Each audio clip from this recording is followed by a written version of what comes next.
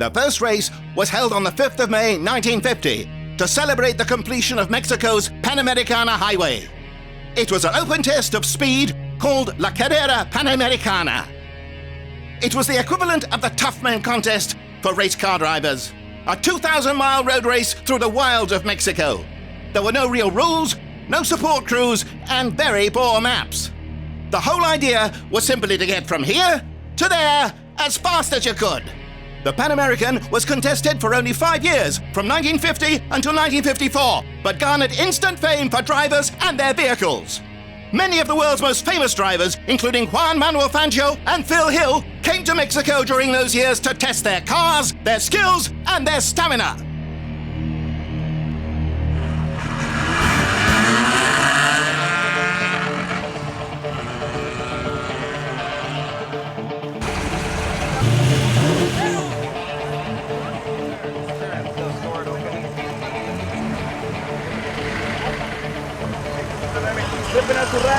Esto suena así, algo de metal al día. Moderato, muriéndome de amor, quemándome de amor. ¡Au! This is my 5th Carrera Panamericana. You know, there are few opportunities in life to experience a legend, but the Carrera Panamericana is one of those rare opportunities.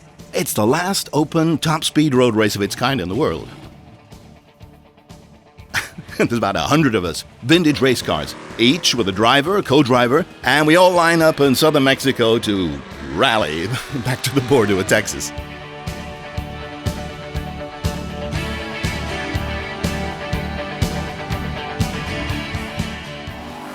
There were 7 full days of racing over paved roads through some of the most beautiful country north of the equator. That's 7 days of feeling very special and taking home a lifetime of memories. It's a combination of serious racing and, well, an adventure school.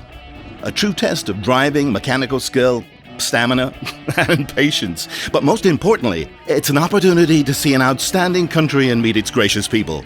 I'm going to cherish those memories and the friends I made. Well, forever. Going through Mexico City was exciting as ever.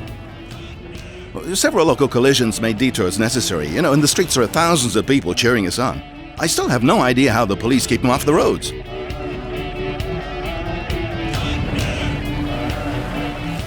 We lost Doug Mockett's beautiful Oldsmobile due to an engine failure. Several other cars, gringos and Mexicans, picked up some bad gas along the way. Probably a mixture of Aqua and the Premio, and weren't running well in some late speed stages. Pemex refuel stops were like taking a break in heaven. Well, it was the self-immolation of the exquisite $200,000 Cabra Daytona replica. Sometimes these full-race motors behave difficultly at high altitude, burning Pemex and under mass stress. The Daytona's fuel cell was not properly vented, I think. There were 3 speed stages over the Mil Cumbres into Morelia. Several of the cars managed to leave the road. Big loss was Darrell Habish's beautiful 9053 Studebaker, which flipped on the Maca corner, which was just as slick as ever. But Darrell and his beautiful navigator Cynthia, they were okay though. Unfortunately, the Mexican tow truck finished the wrecking job when extracting the car. But we were all sad to learn that Elka's Porsche flipped on a transit stage. Rusty Ward's Studi tangled with a bridge. At least he was able to rejoin the event. Peyton Fultis' hot Mustang replica fell off the pace due to engine problems.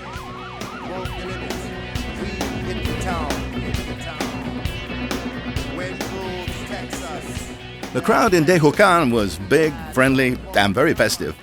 We had a fine reception in Oaxaca, Morelia, and Puebla. The smell of burning rubber and the V8's roars mixed so well with the sound of the mariachi band. We all felt like winners. The cool, dry weather was great for fans and drivers, and left a lot of gusto for the famous Corona. I was shaking at the knees. Could I come again, please? Yeah, the ladies were too kind. Thunderstruck.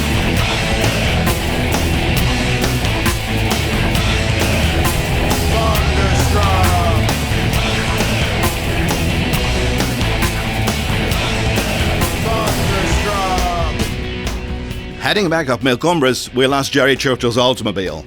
As the car left the road, Jerry was certain his fate was about to be sealed by a 5-foot diameter tree. but before impact, his rear wheels were sucked into the abyss.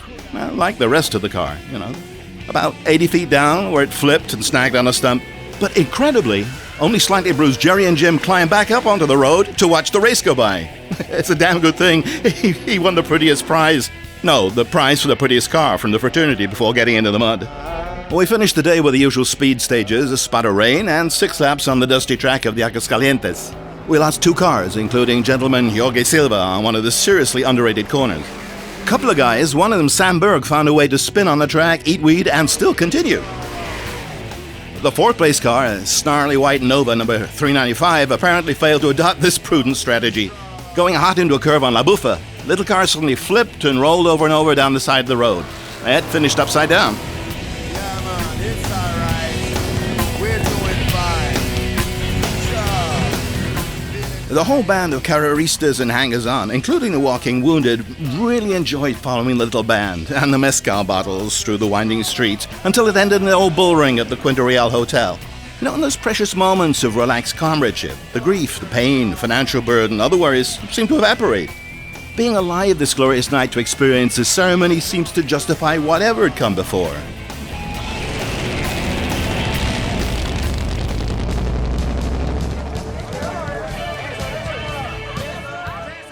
We managed to finish the race without a major mishap in Nuevo Laredo. Apparently, no carreristas were kidnapped by the drug cartels either. This is a tough race. Well, it's a long time and it's very grueling, and we had a lot of breakdowns. It's incredibly tough on the, if all these cars that finished were incredibly well prepared. It's not for the faint of heart. It's not for the Saturday only mechanics. All these cars were very well thought through or they wouldn't be here right now.